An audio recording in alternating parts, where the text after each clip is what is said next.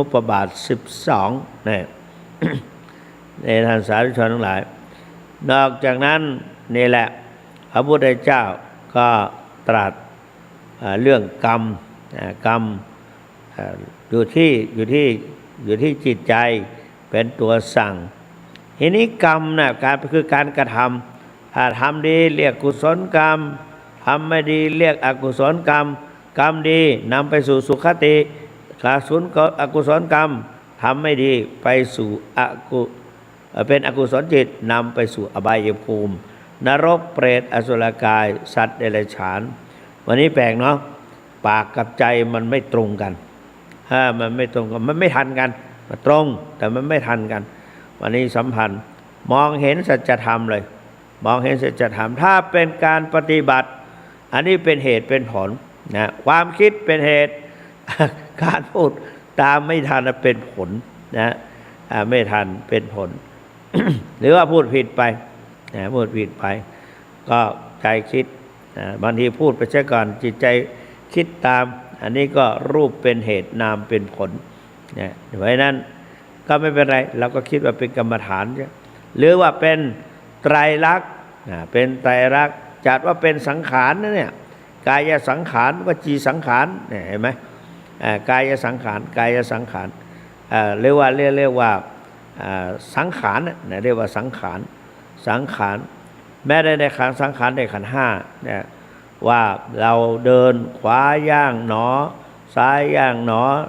เป็นรูปยกขึ้นขวาย่างหนอซ้ายย่างหนอเดินไปดีๆกำหนดได้เนี่ยเป็นรูปความรู้สึกเดินมีความเดินสะดวกไม่สะดวกพอใจหรือไม่พอใจเดินสะดวกก็ดีใจเดินไม่สะดวกก็ทำไมเป็นอย่างนี้นะเรียกว่าการเสวยอารมณ์ความรู้สึกทางจิตใจในเรียกว่าเป็นเวทนามันถูกต้องเป็นสุขเวทนาไม่ถูกต้องไม่สบายใจทำไมเป็นอย่างนี้ร่างกายเราเป็นอย่างนี้เป็นทุกขเวทนาหรือว่าเดินไปจิตใจปล่อยไปทางอื่นไม่ได้ใส่ใจการเดินก็เป็นเฉยๆเป็นอุเบกขาเวทนาแต่ว่าขาดสติขาดสติเพราะนั้น ถ้าจะเป็นแล้วว่าอินทรีย์ก็ขาดสติพลังก็ไม่แรงไม่มี power นะอันนี้เดินเวทนาสัญญานี่ตอนนี้สัญญาก็เอาสติมาผูกสัญญาในขณะที่รู้จำได้หมายรู้จำรูปเสียงกลิ่นรสผลทพะจำธรรมารมณ์แล้วก็จำยกขึ้นขวาย่างก็จำว่าเป็นข้างขวาซ้ายก็จำอันนี้เรียกว่าสัญญาขันธ์สังขารขันธ์เดินดีบ้างไม่ดีบ้างเดี๋ยวเดินดีเดี๋ยวเดินไม่ดีเดี๋ยวสะดุดบ้างเดี๋ยวไม่ยกแข้งไม่ยกขาบ้างบางทีก็เป็นไปตามสภาวะธรรมและก็ทั้งหมดทั้งมวลนี้ก็มันเป็นไตรลักษณ์ก็เรียกว่าสังขารนะสังขารถ้าเป็นไตรลักษณ์เป็นอนิจจังเป็นทุกขังเป็นอนัตตามาควบคุมมันไม่ได้อันนี้มันก็เป็นไปตามนี้เราก็เรียกแล้วแต่เราจะเรียกให้ถูกสังขารวิญญาณไม่ใช่ผีนะวิญญาณความรู้สึกความรู้แจ้งจากอินทรีย์ทั้งห้าเรียกว่าจักขุวิญญาณเรามองดูรู้อะไรต่างๆจากทางตาอย่างโยมฟังทางหูอยู่ทางบ้านนี่เสียงเจ้าคุณพระสุวรรณเมธีเป็นโสตวิญญาณโยมผู้ดู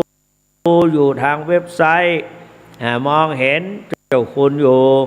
ในลักษณะนี้วันนี้ถ้าเจ้าคุณคลองผ้าอย่างกับครูบาศรีวิชัยเรียนแบบไม่ใช่นะไม่เรียนแบบหนาวนะทำไมหนาวเราจำท้องหนาวแล้วเขาก็ไม่หนาวนะ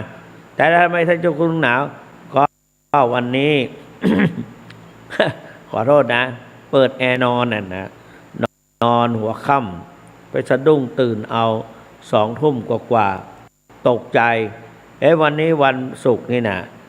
มานอนนี่แล้วก็ไม่ได้เปิดไฟ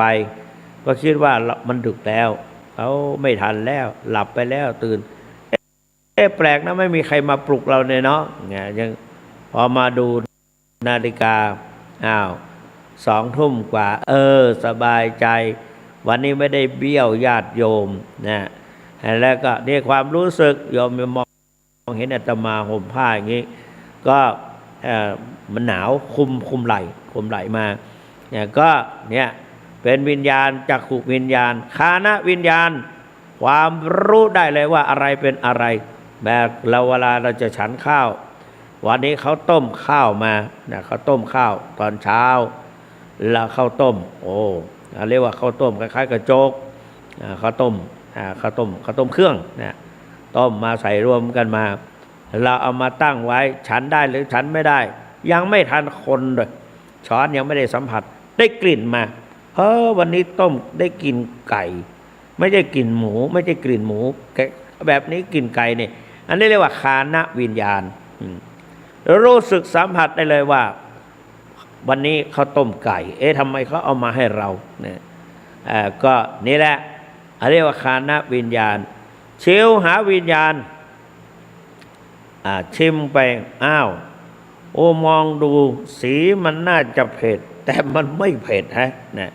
สัมผัสกับลิ้นบางทีอายุเยอะๆนี่เผ็ดไม่ค่อยชอบเนาะมันลิ้นมันสัมผัสมันเผ็ดจริงๆเขาก็ว่าธรรมดาแต่ว่าเราเผ็ดเผ็ดจริงๆทำไมเป็นงั้นไม่น่าล่ะเราพ่อแม่ของเราโยมพ่อโยมแม่หรือคุณพ่อคุณแม่ของเราทั้งหลายเวลาท่านชราภาพเลย60ก็ยังอร่อยอยู่นะเข้าไป65 66 67เริ่มไม่กินพริกไม่กินอะไรละใส่ก็ใส่นิดเดียวแล้วเขาก็บอกว่าเผ็ดแล้วเราก็มองหน้าไม่เห็นเผ็ดเลยสมัยก่อนเรา40กว่าพ่อ67จะ70แล้วก็นึกขำกรรมมาตามทันหมดเลยตอนนี้ฉันอะไรโยมอะไรมาให้อันนี้นะหวานอันนี้อร่อยนะนี่น่ะแล้วก็ยิ่งเขาบอกว่าแกงเผ็ดก็ยิ่งเผ็ดใหญ่เลยเพราะจิตใจมันจดจ่อว่าเผ็ดเหมือนกับเด็กเหมือนกันเด็กมันเผ็ดแล้วร้องไห้แง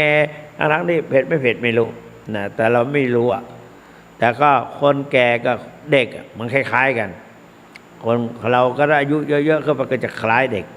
ความรู้สึกความสัมผัสอะไรต่างๆมันเหมือนเด็กมันเผ็ดจริงเผ็ดจัง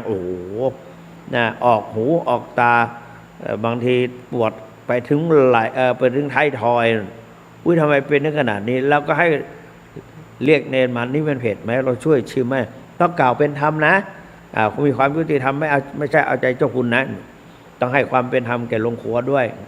เขาบอกว่าไม่ค่อยเผ็ดเท่าไหร่หลวงพ่ออร่อยพอดีเลยล่ะแต่แล้วทำไมเมื่อก่อนเราก็กินเผ็ดซะจนหาใครจับยากเมื่อกันกินเผ็ดนะอันเนี้ยแต่ว่ามันก็ฉลาดนี่เราก็ชิวหาวิญญาณรู้ได้ทางวิญญาณบางทีอย่างแกงเผ็ดแกงอะไรต่างๆอันนี้ไม่ใช่ว่าเห็นแก่กินนะคือเอามาพูดให้ฟังวันนั้นไปบนดอยเขาผัดไม่รู้ข้าอะไรมาผัดแต่ก็ดูเหมือนหมูนะเขาใส่พริกไทยลงไปพริกไทยที่เป็นเม็ดน่ะเป็นเม็ดเล็กๆรวมกันเป็นชิ้นน่ะหลายเม็ดรวมกันมองดูก็เหมือนไข่แมงดาบางคนไม่รู้นะไข่แมงดาเป็นไงแต่ว่ามันมีคล้ายๆว่ามันติดมาเหมือนกับเขาจับหอยแมลงภู่นะอาตมาเคยไปจังหวัดชลบุรีสมัยก่อนพศ517-18นะครับไม่ใช่พศ523เนี่ยจะ23ประมาณนี้แหละก็ไปแล้วเขาก็ชวนไปลงเรือใบกลับมาก็มาผ่านมาเรือใบก็ผ่านมาที่เขาไปเก็บหอยแมลงภู่เขาเอาไม้เป็นอย่างคล้ายๆว่าไม้ไผ่เราเนี่ยนะเป็นเล่มเล็กๆเท่ากับนิ้วมือเรียกว่าใหญ่กว่าหัวแม่มือหน่อยนะหัวมือคนโตๆใหญ่หน่อยก็เท่ากับเกือบลำอ้อยแต่เล็กกว่าลำอ้อยยาวประมาณสัก2 วา 3 วาเนี่ยแหละเอาปักลงไปในกลางทะเลหอยแมลงภู่มันติดกันเยอะจริงเลยแล้วก็มันมีหนวดมันพันกันไปพันกันมาเอาออกไม่ได้เอาออกไม่ได้แกะออกก็ไม่ได้จะแตก แล้วถามว่าทำยังไงเขาก็พูดแล้วเราก็เสียวตั้งกระทะว่างั้นเอาต้มทั้งไม้เอาเป็นท่อนๆเนี่ยเอาเลื่อยตัดหรืออะไรก็แล้วแต่ถ้าเอามีดตัดนี่ก็คงตายไปเยอะแล้วนะแตกเสียหายก็คงเอาเลื่อยตัด ตัดแล้วก็ต้มทั้งไม้แล้วมันก็จะออกจากกันหมดเลยโอ้ขึ้นมาแล้วก็เขาก็ขายเป็นถุงพลาสติกถุงอะไรไม่รู้แต่ก็พร้อมน้ำจิ้มอร่อยสมัยก่อนอร่อยปัจจุบันนี้ลองไปฉันดูดิไปทางกรุงเทพเขาเอามาให้รู้ว่าหลวงพ่อมาจากเชียงใหม่ก็ต้มหอยแมลงภู่ใส่ใบตะไคร้น้ำโอ้ยมองดูแล้วแล้วก็ด้วยน้ำจิ้มที่ทางกรุงเทพภาคกลางเขาทำฉันไปไม่กี่ตัวอืดท้องเมื่อก่อนเรากินเป็นถุงใหญ่ๆไม่เป็นไรแต่ตอนนี้ฉันไปไม่เท่าไหร่แล้วอืดท้องมันไม่ย่อยกระเพาะไม่ย่อยเราก็เคี้ยวพยายามเคี้ยวแล้วแต่เนี้ยคือร่างกายมันเป็นอย่างเงี้ยมันเป็นไปตามธรรมดาของสังขารเรียกว่าชราภาพมาแล้วเครื่องจักรเครื่องกลอะไรต่างๆคุณภาพมันก็คงจะหย่อนลงนะไฟท้องไฟอะไรต่างๆก็คงจะหย่อนลงอันนี้ก็ความรู้สึกในทางชิวหาวิญญาณและความรู้สึกในสัมผัสเกี่ยวกับเราอยู่ในสังคมนี่ในสังคมบางครั้งแม้แต่การขบฉันต่างๆอันนี้เอาว่าพระนะขบฉันต่างๆแล้วบางทีก็ชิมไปแล้วก็ไม่พอใจนะแล้วความรู้สึกทางใจบางทีก็พอใจแล้วพอใจเป็นโลภะนะไม่พอใจก็เป็นโทสะนะไม่รู้เรื่องเลยก็เป็นโมหะนะ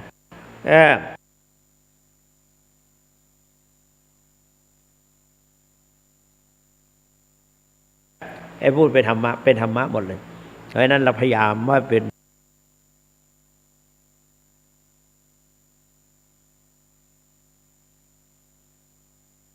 อันนี้เป็นอกุศลจิตเป็นกุศลจิตอกุศลจิตนะประกอบด้วยเพราะนั้นเราก็นี่แหละท่านแล้วเรื่องแปลจริงๆก็บอกว่าชั่ว ส่วนมากแปรทับศัพท์ว่าบาปนะเรียกว่าชั่วแต่ถ้าว่าเป็นเศร้าหมองก็เรียกว่ากิเลสกิเลสกรรมกรรมที่เศร้าหมองกรรมที่เป็นกิเลสเพราะฉะนั้นนี่แหละ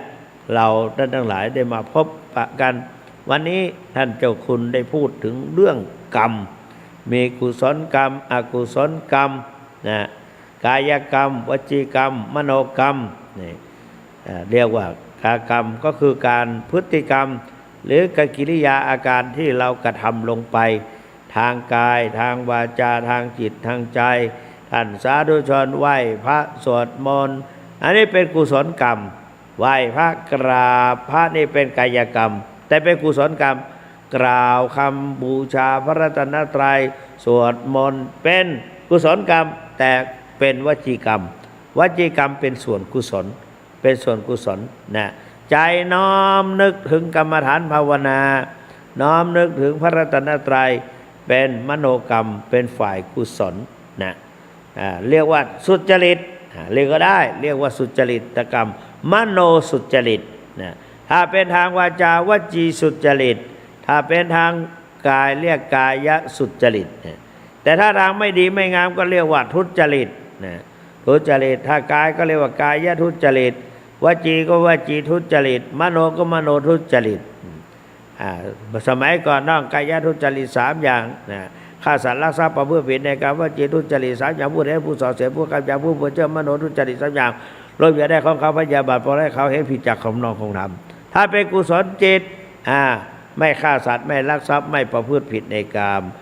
พูดมาไม่พูดวาจาเนี่ยไม่พูดเท็จไม่พูดส่อเสียดไม่พูดขยับไม่พูดเพ้อเจ้อมโนกรรมก็ไม่โลภอยากได้ของเขาไม่พยาบาทปองได้เขาไม่เห็นชอบตามทำนองคลองธรรมเห็นไหม อันนี้เป็นกุศลจิตกับอกุศลจิต หรือเป็นกายทุเป็นทุจริตนะทุจริตทุสุจริตนะก็แล้วแต่ที่จะเรียกนะให้เหมาะสมอันนั้นนี่ก็คือทีนี้กรรมที่จะพูดนั้นมีอยู่12 กรรม12 กรรม12 กรรมนี้จัดเป็น3 กรุ๊ป3 หมวด 3 หมู่ 3 คณะละ4 ข้อนะเอาตามชนิดของกรรมนะกรรมจัดตามชนิดนะ2 กรรมจัดตามเวลา 3 กรรมจัดตามความหนักเบานี่โยมฟังนะมี3เหมือนกันแต่ละข้อนั้นเรียกว่าชนิดกรรมจัดตามชนิดมี4 ข้อกรรมจัดตามการเวลามี4 ข้อกรรมจัดตามความหนักเบามี4 ข้อสนุกนะโยมนะวันละเข้าใจมันนะสนุกเนี่ยเพราะนั้นวันเนี้ยเจ้าคุณสุวรรณจะเล่าให้ฟังโยมอันนี้เมื่อกี้นี่กรรมทั่วไปวันนี้จัดเข้าเป็นอันนั้นเป็นกุศลกรรมอกุศลกรรมทุจริตกรรมสุจริตกรรมก็แล้วแต่ละแล้วแต่ว่าตอนนี้กรรมทั่วไปนั้นจัดไม่เป็นกลางๆหนึ่งจัดตามชนิดเอาชนิดก่อนหนึ่งชนกกรรมหรือชนะกะกรรมทัศละตบาลีก็ชนะกะกรรมกะกรรมมังกะกรรมโมก็แล้วแต่อันนี้แล้วก็ตามการเวลาอันนี้ตามชนิดนี่มี1ข้อที่1เลยชนิดชนกกรรมกรรมที่แต่งมาดีหรือแต่งมาชั่วเห็นไหมเป็นกลางชนกกรรมเหมือนกับว่าการกระทำมีพ่อ2 คนพ่อดีแล้วก็พ่อไม่ดีนะชนกกรรมที่แต่งมาดีเช่นตื่นเช้ามายังไม่ออกจากที่นอนไหว้พระสวดมนต์ในกลางที่นอนมันแหละสร้างกุศลกรรมเพราะว่าเราพอใจมันหนาวเนาะออกมาหนาวคนแก่คนเฒ่า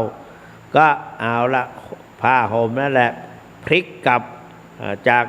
ด้านยาวห่มทางยาวเพราะเราตอนนี้เรานั่งนี่ฉากตั้งพลิกผ้าห่มนะเอามาเป็นฉากขวางขึ้นคุมไหล่ก็นั่งก็พับเพียบไม่พับเพียบก็ขัดสมาธิไปเลยมองไม่เห็นหรอกนะ เราไม่ได้เอาจิตใจไปจดจ่อเราขอโทษเราจะทำความดีแต่ว่าถ้านั่งพับเพียบคงไม่ไหวมั้งอายุเยอะแล้วรู้สึกแปลกๆนั่งพับเพียบไม่ค่อยไหวนั่งขัดสมาธิได้ทีนี้เข้ามาแล้วก็อรหังสัมมาสัมพุทโธภควาพุทธังภควันตังอภิวาเทมิหรือว่าตั้งนะโมตัสสะภะคะวะโตอะระหะโตสัมมาสัมพุทธัสสะนะพุทธังสารนังจนถึงสังตติยัมปิ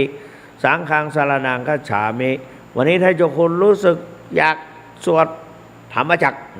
เอวเมโสตังเอกสมายังภะคะวะปาราณสียังวิหารติอิสิปตะเนมิกายยตตะโกภะคะวะปัญจวัคคีย์เยภิกขุอามันเตสิตเวเมภิกขเวอันตาว่าไล่ไปจนจบสวรรค์16 ชั้นพรหม16 ชั้นแล้วก็บทสรุปอิธัมมโวจะภะคะวะอัตตมานาปัญจวัคคียาภิกขุภะคะวะโตภะสิตังอภินันตุอิมัสสมิงจะภะคะวะว่าไปจนถึงอภินันทุนตีจนถึงธรรมจักรปวัตนาสุตังนิธิตังจบแล้ว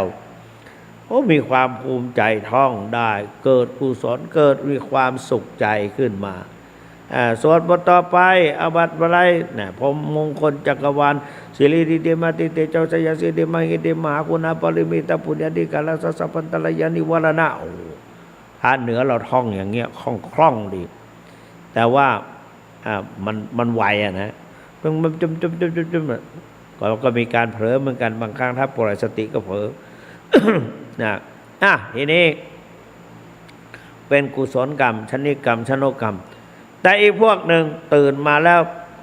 เขาไม่ได้คิดอย่างเราพวกที่ไปดักปลาไว้อะไรบ้าง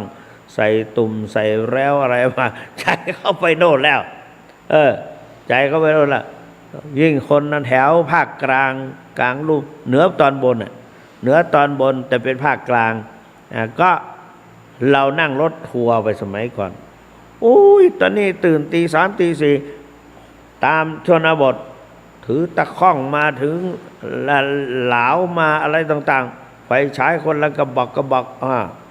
เด็ดมาโอ้นี่มันตั้งแต่เช้านอนมองดูนาฬิกาตี 4เขาออกมาแล้วตี 4ตี 5ออกมาแล้วมันจะสร้างอะไรสร้างอกุศลกรรมแต่เขาคิดว่าดีนะ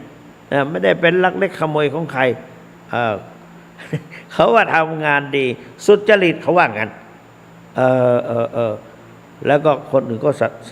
ว่าเขาทำงานสุจริตมีความขยันทำมาหากินถ้าจะพูดไปทางครอบครัวก็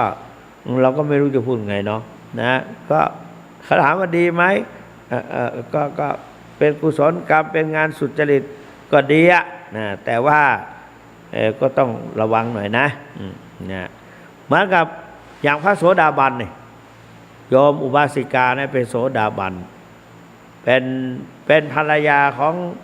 นายพรานนายพรานคนละอาชีพเลยกับภรรยาคนละอาชีพเลยคนละจิตใจเลยนายพรานเนี่ยมีลูก16 คน16 คนหรือ26 คนเอาไป6ลงได้6ก็แล้วกันอาจจะเป็น36 คนก็ได้ คนสมัยก่อนแปลกๆมีลูกเยอะก็เยอะจริงๆน้อยไม่มีก็ไม่มีอย่างพระเจ้าอะไรโพธิราชกุมารไม่มีโอรสได้สร้างปราสาทไว้แล้วก็นิมนต์พระพุทธเจ้าพระสงฆ์ขึ้นไปเป็นการอธิษฐานแปลกๆอธิษฐานเข้าข้างตัวเองเอาผ้าปูทางเดินน่ะนะผ้าขาวปูทางเดินแล้วว่าไงอธิษฐานว่าไง2 คนพระมเหสี2 พระองค์ประนมมือกระทอดผ้าวางเองนะวางเองว่าตั้งแต่หัวบันไดไปถึงพระที่นั่งหรือว่าอาสนะที่นั่งให้กับพระพุทธเจ้าแล้วก็อธิษฐานว่าหากข้าพเจ้าและพระมเหสีจะมีพระโอรสหรือพระธิดาแล้วไซขอให้พระสัมมาสัมพุทธเจ้าจงเหยียบผ้าผืนนี้แต่ผู้ให้เต็มเลยเต็มทางบันไดเท่ากับทางบันไดทางเดินนั่นแหละขอนิมนต์พระพุทธเจ้าเสด็จพระเจ้าข่าบังคับให้อีกพระเจ้าก็ทรงประทับยืนอยู่ที่หัวบันไดมองพระอานนท์ก็บอกว่าขอถวายพระพรมหาบพิตรพระพุทธเจ้าไม่ทรงเหยียบผ้าที่ปูไปนั่นแหละขอพระองค์จงทรงให้โปรดให้ได้นำออกเถิดถวายพระพร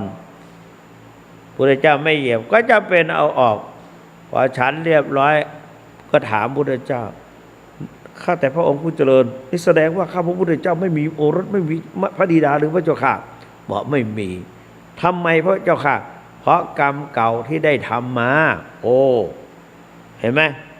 อันนี้กรรมแต่งมาไม่ดีไม่ดีแต่งมาในชาติก่อนไม่ดีชาตินี้ก็เลยไม่มีลูกในชนกกรรมที่แต่งมาดีก็ทำอะไรไว้ก็ได้บุญได้กุศลเพราะนั้นกรรมเราจะทำอะไรต่างๆท่านให้นึกดีก่อนใคร่ครวญให้ดีก่อนแล้วก็ถึงคำเพราะนั้นตั้งกุศลจิตตั้งจิตให้ใสตั้งใจให้ดีเพราะนั้นอันนี้เรียกว่าชนกกรรมหรือชนกกรรม2อุปถัมภกกรรมอุปถัมภกกรรมกรรมสนับสนุนสนับสนุนเช่นญาติโยมทำปลูกผักกาดปลูกผักชีพอหวานไปแล้วอีกไม่ช้าไม่นาน15 วันมันก็ออกมา25 วันโอ้ยผักกาดก็เต็มสวนเขียวน่ารับประทานคนเหนือก็กินไปได้หลายๆอย่างขอโทษชอบไปเหมือนคนอื่นเนาะสมัยก่อนดีกว่าอันนี้พูดสมัยก่อนนะเห็นผักกาดแล้วก็โอ้ยมันน่ากินกินสดได้ไหมได้เขาเรียกว่าซ่าผักยำผักมีผักนี่ ตามชนบทเราเป็นคนจนนะเขาพ่อแม่เขาก็ดัดแปลงตามตระกูลของเราตามเผ่าพันธุ์ของเราเนี่ยแต่ว่ากินทานกันได้วันนี้มีผักถ้าผักกาดเล็กๆหน่อยก็เอามาซ่ามาอะไรก็ทำคล้ายๆแบบน้ำพริกปลาทูนี่แหละนะแล้วก็เอาผักกาดนั้นมาหั่นตัดหรือซอยหรืออะไรก็ไม่ทราบก็แล้วแต่นะหั่นทำมาก็คงไม่นวดมั้งเนาะแล้วก็ซ่าไปอุ้ยเราก็เห็นผู้ใหญ่ทานอร่อยอยู่ใกล้กันบางทีก็ไม่ถูกปากบ้างก็กลิ่นมันอะไรก็อาจจะฉุนบ้างอะไรบ้างแต่ว่าพ่อบอกว่าอร่อยเราก็ต้องอร่อยด้วย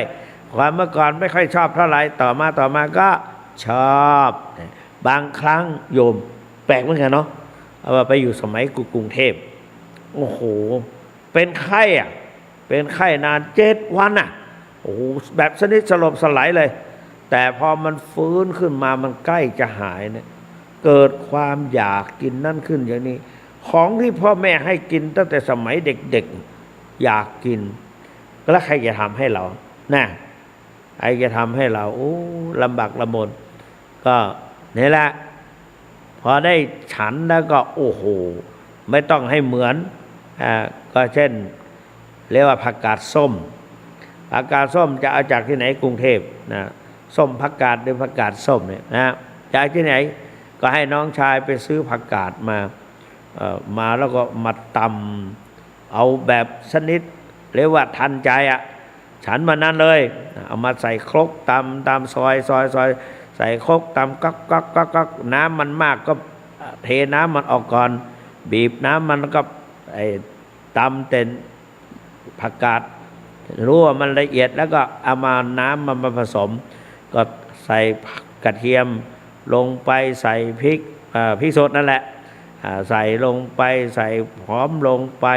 บีบน้ำมะนาวใส่ให้มันส้มให้มันเปรี้ยวป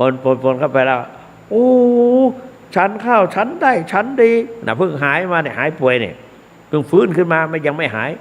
ฉันได้ฉันดีฉันเรียบร้อยแล้วโอ้โหอีกสักพักหนึ่งเหงื่อโชกเต็มตัวโชกเต็มตัวมันก็หายไปได้ตั้งแต่นั้นมันไม่เป็นไข้อีกเลยเห็นไหมเนี่ยมันจะ10 ปีจะมีครั้งหนึ่งหรือ12 ปีจะมีครั้งหนึ่งเราอาจจะป่วยแล้วก็อาจจะพอฟื้นขึ้นมาก็อยากจะกินนั้นอยากจะกินนี่ขึ้นมานะเนี่ยก็ถ้าทำที่แต่งมาดีแล้วแต่งมาไม่ดีก็มีหลายอย่างเช่นว่าสร้างกรรมไม่ดีมาก็แล้วกรรมสนับสนุนก็สนับสนุนกรรมดีก็สนับสนุนให้เจริญรุ่งเรืองกรรมไม่ดีก็สนับสนุนให้ก็เป็นทางไม่ดีแหละนะประกอบให้มีความชำนาญกระฉับกระเฉงในสิ่งที่ไม่ดีการลักเล็กขโมยน้อยสมมติเราทำอกุศลกรรมนะก็ไปในทางนั้นก็รู้สึกว่ามีความชำนาญในเรื่องนั้นนะแต่ถ้าเป็นทางดีก็ทำให้เกิดความเข้าใจพิธีกรรมต่างๆละเอียดละออขึ้นนะทำให้ดีทำให้งามนะกัลยาณการีกัลยาณังกัลยาณังทำดีก็งามปาปการีจะปาปกังก็นั่นแหละ ก็ทำไม่ดีก็ไม่ได้ไม่ดีเพราะนั้นก็ทำให้เกิดไม่ดีอันนี้สนับสนุนแล้วก็อัปรับไม่ใช่หนึ่งอุปสนกรรมอุปถัมภกกรรมแล้วก็อปราประเวทนียกรรมปราประเวทนียกรรมนะกรรมที่ทำกึ่งกลางนะกึ่งกลางนี่แหละใช่เปล่าการขนกกรรมอุปีละกกรรมอุปถัมภกรรมอุปีละกกรรมไม่ใช่ใช่อุปีละกกรรมตาแต่งมาดีอุปีละกกรรมกรรมบีบคั้นแล้วก็อุปคาตกรรมนะกรรมตัดรอนเห็นไหมเซียนพูดไปพูดมาจะสะดุดพันขาตนเองนี่แหละนะอันนี้กรรมแต่งมาดีแล้วก็แต่งมาไม่ดีแล้วก็อันนี้เรียกว่ามันไปจำสับผิด อุปีและกรรมกรรมบีบคั้นแล้วก็อุปคาตกรรมกรรมตัดรอนเนี่ยเช่นคน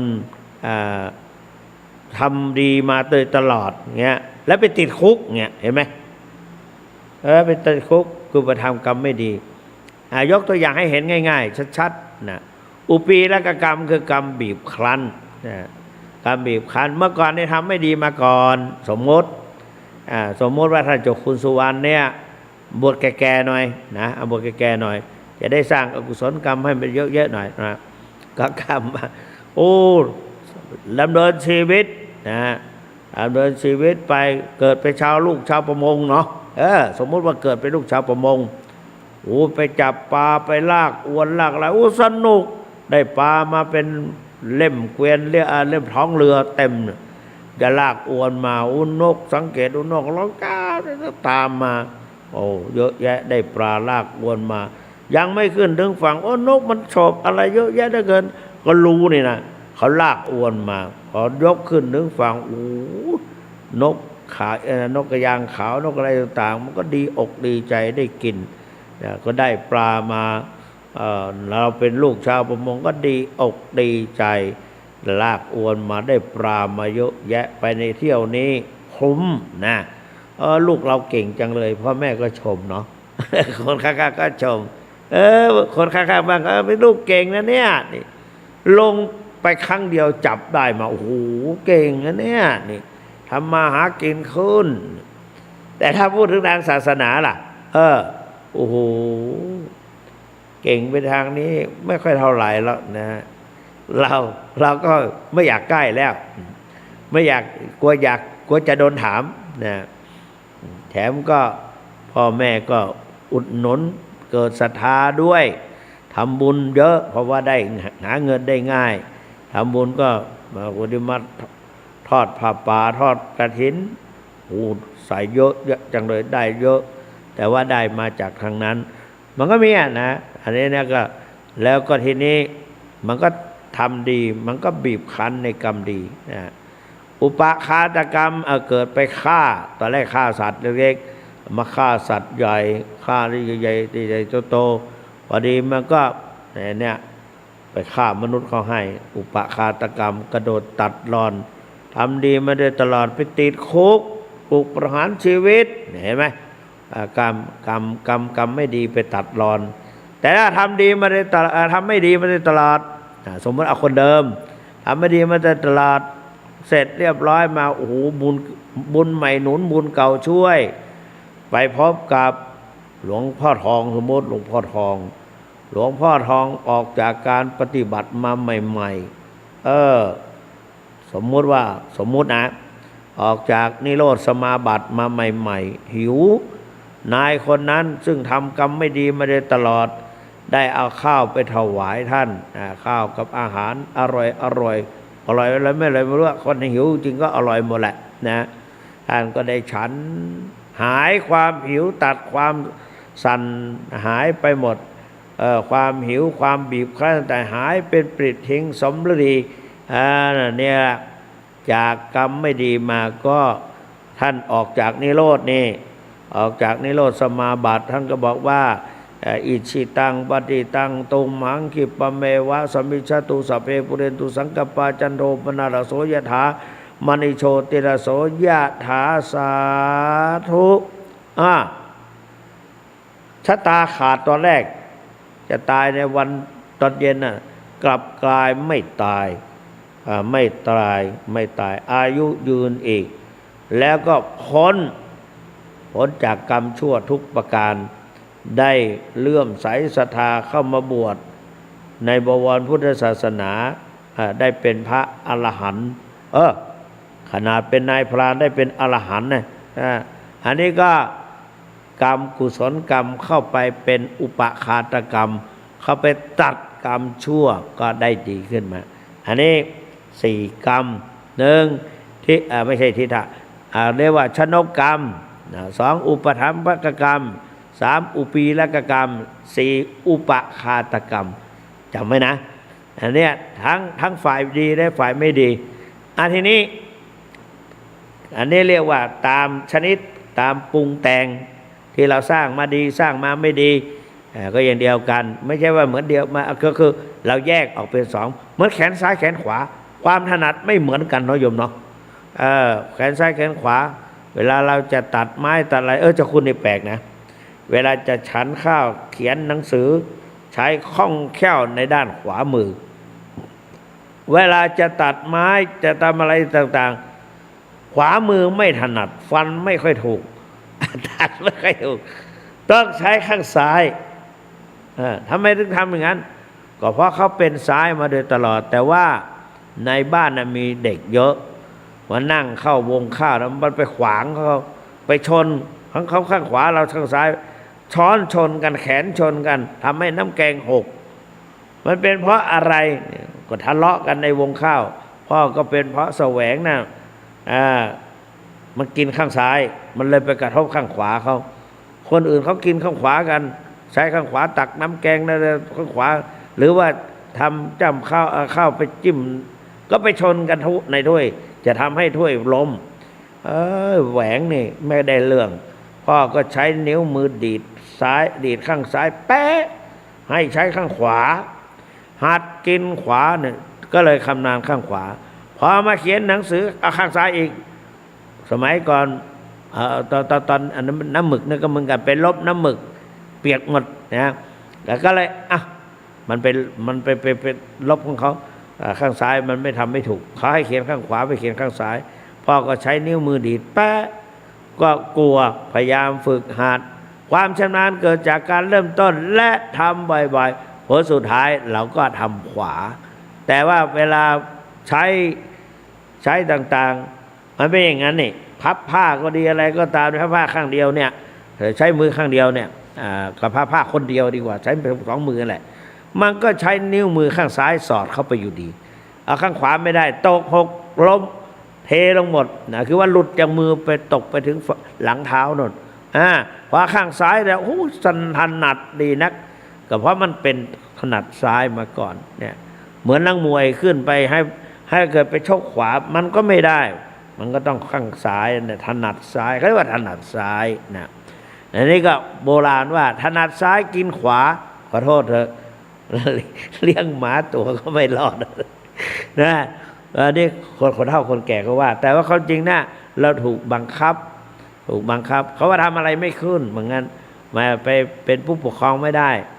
แต่ว่าเรานั้นถูกบังคับมาก็ยังได้เป็นถึงเจ้าคณะอำเภอเจ้าคณะตำบลเจ้าอาวาสก็นี่ก็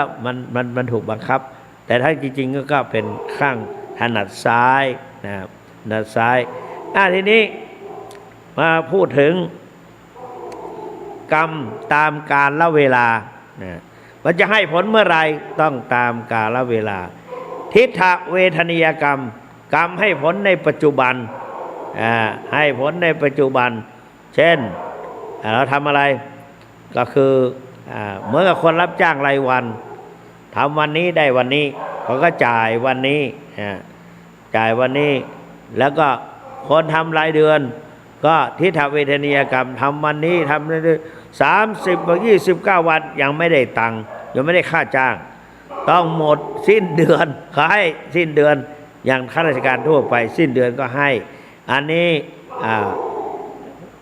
อะไรอุปชเวทนิยกรรมนะกรรมที่ให้ผลเรียกว่าอปราเวทนิยกรรมให้ต่อมาวันนี้ไม่ให้ไปให้เดือนหน้าอย่างเมื่อเราเกิดมาในชาตินี้นะชาตินี้ไม่ให้ก็ได้ชาติหน้าอย่างทำบุญเนี่ยสาธุเกิดมาก็ขอให้ได้บุญได้กุศลไปเกิดในสวรรค์ชั้นดาวดึงส์ขอให้ได้ร่ำให้ได้รวยอะไรต่างๆมันก็ยังไม่ได้ในวันนี้ก็ไม่ได้วันหน้าก็ไม่ได้ให้ในต่อไปในต่อไปในภพต่อไปผลสุดท้ายกลายเป็นอโหสิกรรมเลิกล้มอโหสิกรรมนะอโหสิกรรมก็ไม่ต้องเลยเช่นเราทำดีไม่ได้ตลอดทำดีไม่ได้ตลอดตั้งแต่เกิดมาเป็นคนดีมีอัธยาศัยใจคอดีช่วยเหลือเกื้อกูลสังคมมีเมตตา แต่เผอิญไปฆ่าคนเขาให้ติดคุกคนงงไปทั้งเมืองนะหรือว่าไป ไปฆ่าพระอรหันต์เขาให้ฆ่าบิดาฆ่ามารดาฆ่าพระอรหันต์โลหิตุบาททำระสังฆเพศยุยงส่งเสริมให้พระสงฆ์แตกกันทำดีมาโดยตลอดผลสุดท้ายตกนรกเห็นไหมลงนรกอันนี้เรียกว่ากรรมตัดรอนในกรรมนี้เรียกว่าในที่ทำเวทนิยกรรมอโหสิกรรมเลิกให้ผลหรือว่าทำชั่วมาโดยตลอดทำชั่วมาโดยตลอดพอไปแล้วไปถวายได้เข้ามาบวชในบวรพุทธศาสนาแล้วก็เหมือนพระองคุลิมานพระองคุลิมานฆ่าคนมาเท่าไหร่1,999 คนนะด้วยคนเดียวเท่านั้นจะครบพันแต่พระพุทธเจ้าแต่ว่าถ้าพระพุทธเจ้าไม่ให้โอกาสไม่ช่วยเหลือฆ่าแม่เนี่ยจะฆ่าแม่อยู่แล้วนะเพราะฉะนั้นพระพุทธเจ้าก็ไปหลอกล่อให้จุดโฟกัสอยู่ที่พระพุทธเจ้าองคุลิมานก็ไล่ตามไป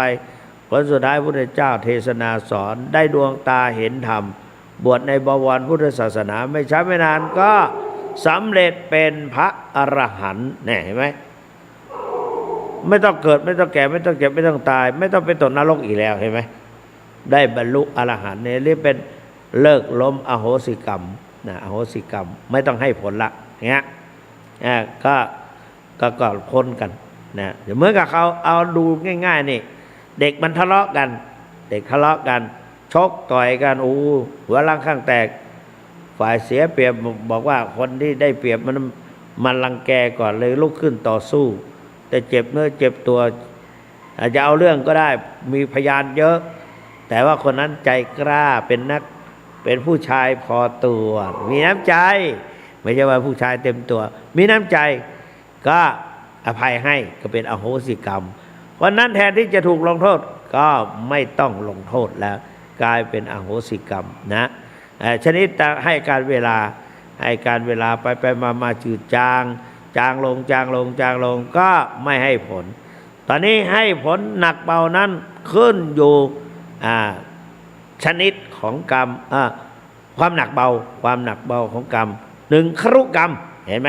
ครุนี่แปลว่าหนักครุกรรมหนักกรรมหนักนี่ก็ทำไปแล้วก็อยู่ดีๆแล้วก็ไปฆ่าคนไปฆ่าพระฆ่าใครก็แล้วแต่ติดคุกอย่างเดียวนะแต่ทำอุกอาจเกินไปก็ต้องถูกประหารชีวิตครุกรรมเขาบอกว่าเขาทำดีมาโดยตลอดนะเขามองไม่เห็นแล้วเพราะมันครุครุกรรมแปลว่ากรรมหนักสองพหุรกรรมนะละหุกรรมละหุโทษเห็นไหมละหุแปลว่าเบาละหุโทษเบาก็เพียงตักเตือนค่าปรับนิดหน่อยถูกตำหนิติเฉินไม่ต้องติดคุกเห็นไหมทำกรรมละหุรกรรมหนึ่งละหุกรรมนะแล้วก็มาอีกอันหนึ่งก็อปราประเวทนิยกรรมนะอปราประเวทนิยกรรมเนี่ย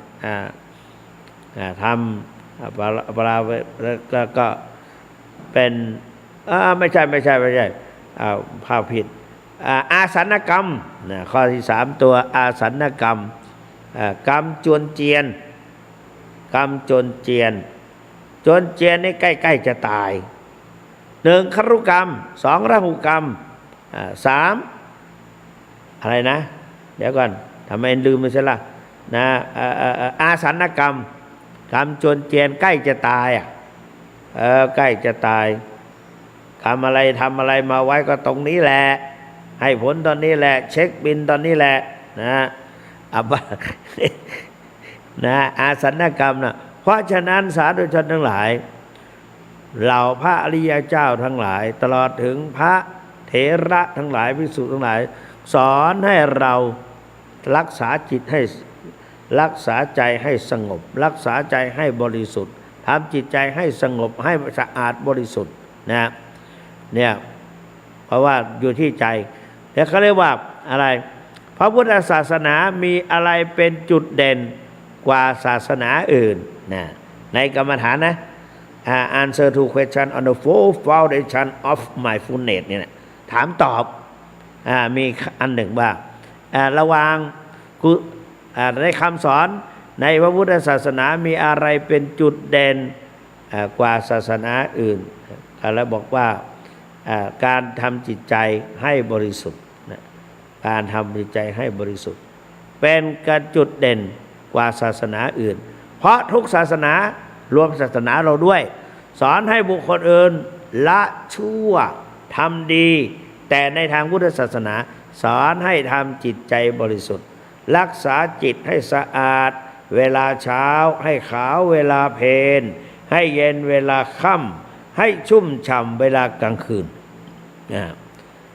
เจ้าคุณพิจิตรเจ้าคุณไม่ใช่พิจิตรหรอก ทำราชธรรมวาทีนะตอนนี้เป็นว่าละเมื่อก่อนท่านเป็นท่านเจ้าคุณพิจิตรธรรมวาที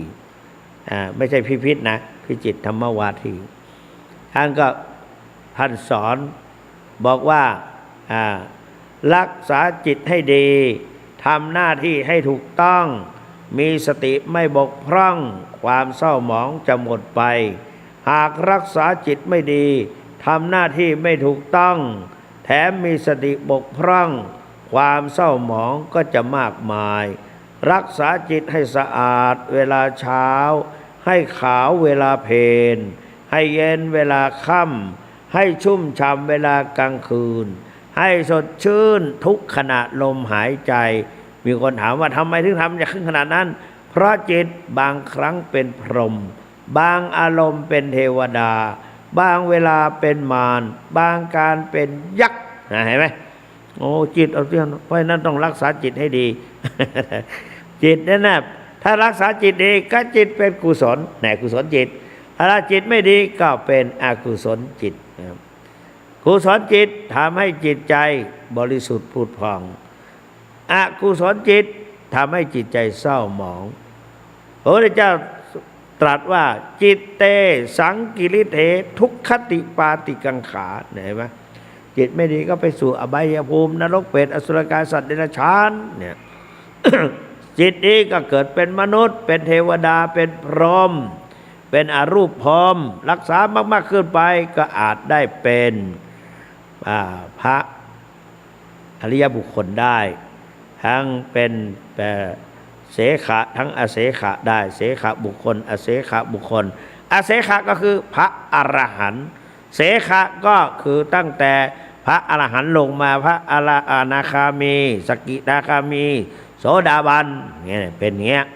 หรือว่าโสดาบันสกิทาคามีอนาคามีเนี่ยยังเป็นเสขะบุคคลแต่ถ้าเป็นพระอรหันต์แล้วเรียกเป็นพระอเสขะบุคคลไม่ต้องศึกษาอะไรแล้วไม่ต้องทำอะไรต่อแล้วจบแล้วสบายแล้วเนี่ย ทีนี้เหลืออีก6 นาทีก็กตัตตากรรมกตัตตากรรมกรรมไม่คือกรรมไม่ได้ตั้งใจเช่นอาตมาอยู่ในวัดเนี่ยอยู่ที่ข้างๆกำแพงหรือว่าอยู่ในวัดเดินไปในวัดกลางวัดจะไปเข้ากุฏิอยู่แล้วอยู่ดีๆก็อะไรหล่นลงมาอย่างเงี้ยมาตกใส่ตัวเองหรือว่าเดินไปถนนอยู่ดีคนข้างในบ้านเขาเล่นอะไรต่างๆเปรี้ยงออกมาถูกหัวโป๊กหรือเอามีดคว้างออกมาโดยไม่ตั้งใจคว้างไปหรือว่าเอามีดใส่เชือกเอาแกว่งมันดังปลื้อสนุกพอดีมันหลุดเชือกออกไปมีดนั้นด้ามนั้นหลุดเชือกไปปลิวว่อนจี้เจ้าคุณสุวรรณเดินไปฉะข้างหน้าผากพอดีทะลุท้ายทอยตายคาที่สมมติโยมคิดว่าจะคนที่ทำนั้นจะบาปป่ะเขาไม่ได้ตั้งใจนะไม่ได้ตั้งใจก็คือก็อยู่ที่พอรู้แล้วจะดีใจหรือไม่ดีใจเนี่ยนั่นแหละนะเหมือนกับคนเอาต้นไม้ไปแขวนกระถางดอกไม้สวยๆหางกระรอกบ้างเอาไปติมีตึก3 ชั้น 4 ชั้นเนี่ยนะ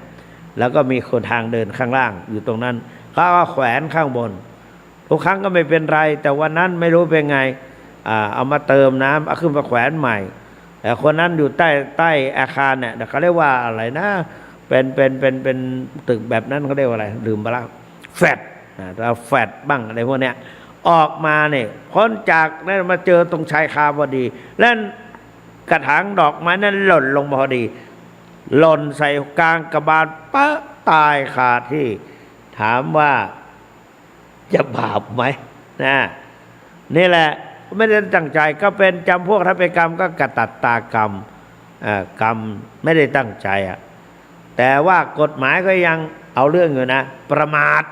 ทำให้ผู้อื่นตายได้นะหรือได้รับประสบอุบัติเหตุได้เพราะนั้นก็นี่ก็กรรมโดยย่อกรรมโดยย่อก็เป็นมีสองนะกุศลกรรมอกุศลกรรมกรรมโดยประมาณก็เป็นเรียกว่ากรรมกายกรรมวจีกรรมมโนกรรมแล้วก็เป็นกุศลกรรมอกุศลกรรมตามชนิดตามแยกก็มีกรรม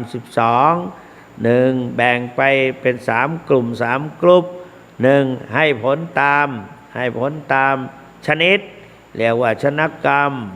อุปถัมภกกรรมอุปีลกกรรมอุปคาตกรรมกรรมให้ผลตามการเวลาทิฏฐเวทนียกรรมอุปชเวทนียกรรมอปราประเวทนียกรรมและอโหสิกรรมกรรมให้ตามความหนักเบาก็คือครุกรรมพหุลกรรมกตตะอาสานกรรมและกตตากรรมกรรมก็มีด้วยประการฉะนี้ท้ายที่สุดนี้ขออนุภาพคุณพระศรีรัตนตรัยและกุศลผลบุญที่ญาติโยมทั้งหลายได้ร่วมกระทำบำเพ็ญมาแล้วให้เป็นไปแล้วจงรวมกันเป็นตบะเดชะอภิบาลคุ้มครองป้องกันปกป้องรักษาสาธุชนทั้งหลายทุกท่านให้แคล้วคลาดจากพยันตรายภัยพิบัติพบแต่ความสุขสวัสดิ์พิพัฒนมงคลสมบูรณ์ผลผลดังที่ตนตั้งไว้ทุกประการยังเหลืออีก1 นาทีก็ขอให้2 นาทีขอให้ท่านทั้งหลายก่อนจะหลับจะนอนก็ถึงนอนอยู่แล้วก็ดีก็หายใจเข้าก็กำหนดหายใจเข้าหนอหายใจออกก็ออกหนอแล้วก็กำหนดนอนหนอหายใจเข้าหนอหายใจออกหนอนอนหนอถ้าท้องมันพองขึ้นก็กำหนดว่าพองหนอยุบหนอนอนหนอพองหนอยุบหนอนอนหนออย่างนี้ไปเรื่อยๆจนกว่าจะหลับตื่นขึ้นมาก็กำหนดอีกก็จะเป็นกุศลผลบุญทำให้ญาติโยมได้ประสบความสำเร็จอาจจะได้บรรลุมรรคผลนิพพานในอนาคตการเหมือนกันทุกท่านเทอญขอเจริญพร